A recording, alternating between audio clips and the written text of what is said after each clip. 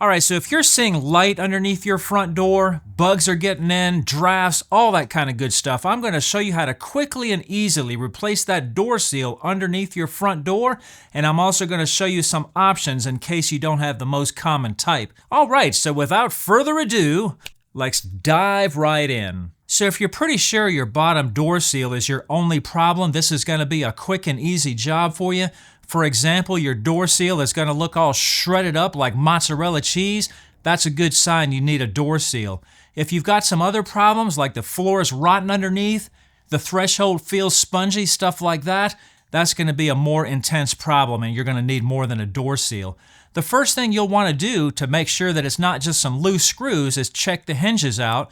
Go ahead and grab the end of the door and lift up on the door and look for any kind of looseness or play in the door.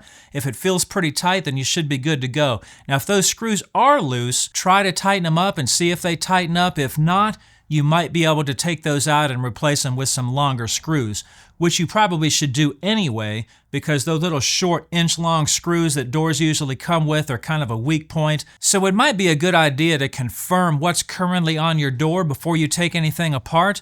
That way you don't get to the store and find out they don't have what you need. This style here is a curved channel style, and this is pretty common for about the last 25 years or so. Measure the curve spacing if you have this style. This one is 7/8. That's a very common size, but they can also go 5/8, 3/4, other spacings like that. So make sure of what you have and don't just assume it's a 7/8. Alright, so I do have the proper seal that I need on hand, but to install it, I need to remove the door. Now, you don't have to do this step, but for me, I want to keep the flying bugs out, the crawling bugs out, so I went and found the cheapest thing of plastic I could find was like $3, and I've taped it to the entrance to hopefully keep those little freaks out while the door's off.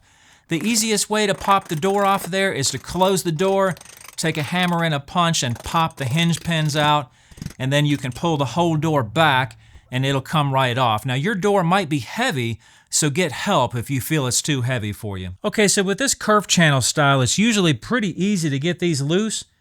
I like to use a tool like this. I call it a painter's tool, a 5-in-1, something like that.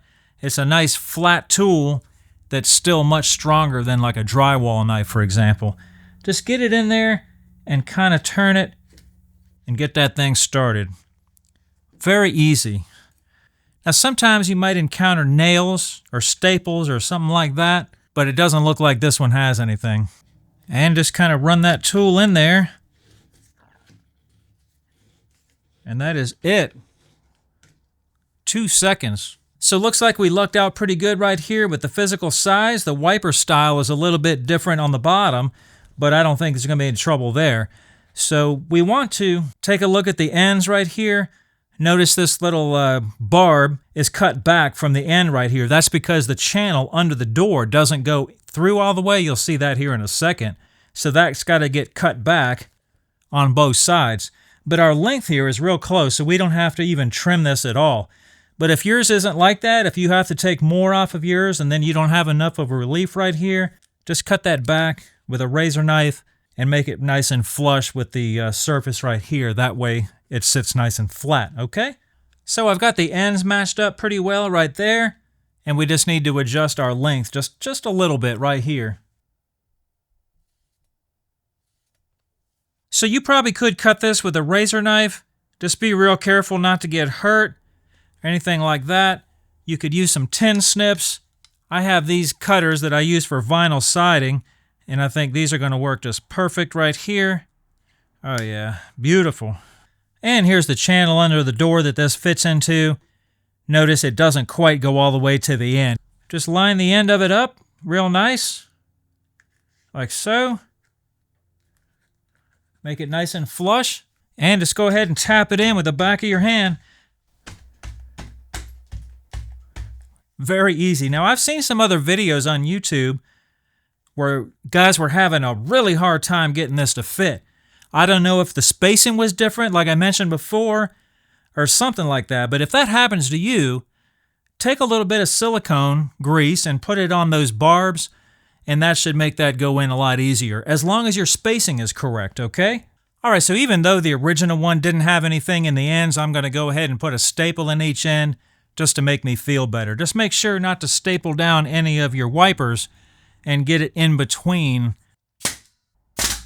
And that's it. Now let's just hang the door back on and put the hinge pins back in, and we should be good to go. Now, if you feel that your door is still not closing right, like it's too tight or it's too loose and you can still see light underneath, a lot of times there's an adjustment right on the threshold itself where you can take off the plastic caps, and there's adjustment screws right in there where you can raise that threshold up and down. So if you're still running into a problem, give that a try. All right, so real quick, let's talk about a couple of other options if your door doesn't use this type of seal. There are some universal seals like this one right here that's made to slide over the door. You don't have to remove the door for this one. All you have to do is slide it over, cut it to length, and adjust it up and down to meet your threshold. And then a lot of times there's going to be holes for screws that you have to drill and screw this to the door. This style right here is the closest to the factory because it has the wipers underneath that seal everything up. Now there's some other options as well, and these a lot of times will just go on the inside. It's anything from a rubber door sweep to one with hairs on it, you know, like a broom. And I'm not a big fan of that style right there. Those are super easy. You don't have to remove the door. They'll either peel and stick or they screw on, but to me, you can see them from the inside of the door and they're kind of ugly in my opinion. All right, so I hope this video has been helpful for you. Thanks for watching.